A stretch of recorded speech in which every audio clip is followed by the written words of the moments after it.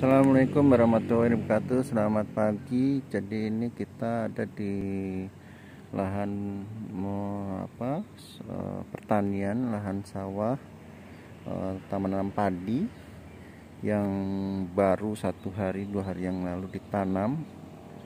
Ini kita bisa lihat kondisinya seperti ini. Ini kita akan review tanaman padi ini yang memang indah ya, indah dan bagus. Dan kita bisa lihat di ujung ini ada burung satwa liar. Di depan ini gunung Papandayan kalau nggak salah satu gunung Papandayan, diselimuti awan seperti itu. Dan di depan ini adalah tanaman padi itu yang baru ditanam saja, baru tanam ya. Ini jejak kaki masih kita temukan yang menanam. Nah, di depannya itu yang sudah agak lama, mungkin sekitar 7 hari, 7 hari seperti itu. Kita bisa lihat. Nah, ini tanaman yang sudah hampir sekitar 7 hari seperti ini. Jadi sudah hijau ya, sudah hijau. Jadi tanaman itu adalah tanaman azolla ya, azolla tanaman air itu tanaman air yang kita bisa perhatikan. Dan di bawahnya juga banyak kita temukan lumut. Kemudian ada juga itu ada binatang-binatang air ya, cuman kecil itu jadi kita tidak bisa lihat. Ada unggu-unggu juga. Unggu-unggu ini sejenis serangga yang menunjukkan tanahnya itu baik, tanahnya tidak airnya baik, airnya tidak tercemar. Nah, seperti itu. Itu ada unggu-unggu beberapa ya, berenang seperti itu, menunjukkan air ini bagus kualitasnya. Nah, kemudian kita bisa lihat ini tanaman ini bagus, subur. Padi ini subur, walaupun beberapa nguning, nanti dia akan bagus hijau seperti itu. Oke, kita lanjut lagi.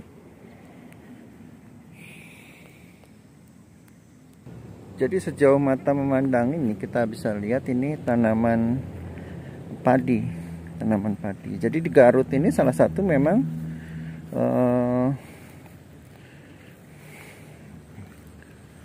sebagai pusat penghasil padi yang bagus.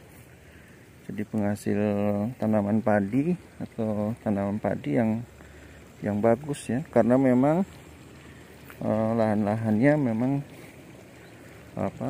tanahnya bagus, subur, airnya juga tersedia cukup seperti itu. Bagus, kita bisa lihat, perhatikan seperti ini. Nah, ini jadi terkenal ya Pak Garut ini. Ini ada capung nih, capung merah. Ini ada capung yang warnanya hijau, capung merah. Ini menunjukkan tanahnya ini memang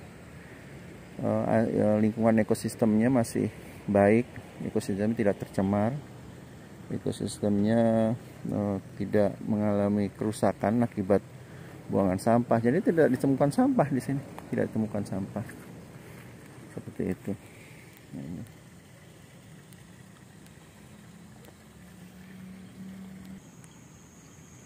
Nah, ini adalah yang di depan saya ini lahan tanaman padi yang dikeringkan, memang dikeringkan supaya apa? Pupuk-pupuk yang diberikan biasanya pupuk-pupuk pabrik, pupuk-pupuk ini dia meresap dia ke dalam tanah. Nah, meresap ke dalam tanah sehingga tanaman itu nanti bisa menyerap pupuk tadi, menyerap unsur bara tadi, sehingga dia bisa tumbuh dengan bagus karena adanya kecukupan nutrisi, kecukupan hara yang baik. Nah, ini adalah sistem pertanian yang sudah sebenarnya dikembangkan cukup lama. Jadi kalau diperkirakan ini hampir sekitar umurnya ribuan tahun yang lalu. Jadi bahkan ada yang mengatakan sekitar tahun 6000 sebelum Masehi sistem pertanian di Indonesia, Nusantara ini sudah berkembang seperti ini, gitu, seperti ini. Jadi dia sangat memperhatikan ekosistem, sangat memperhatikan lingkungan, keterpaduan antara hutan dengan lahan pertanian itu dijaga betul, sehingga menghasilkan lahan pertanian juga yang bisa tumbuh terus, bisa ditanam terus, bisa produktif terus, seperti itu. Jadi mereka selalu menjaga di hutan-hutan ini. Kita depan lihat-lihat pohonnya, banyak pohon-pohon itu, banyak pohon.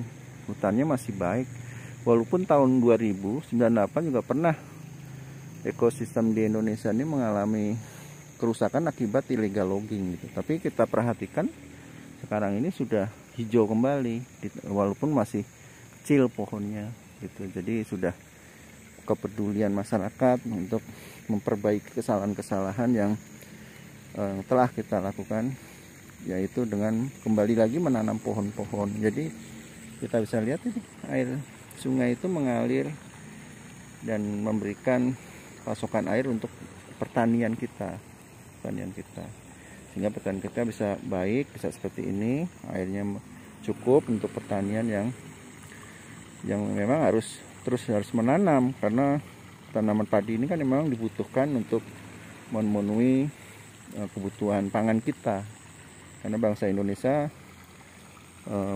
makanan pokoknya adalah beras atau padi itu sendiri gitu.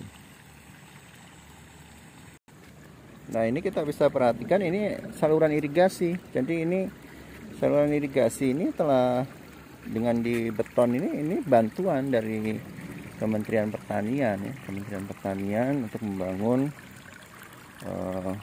saluran irigasi.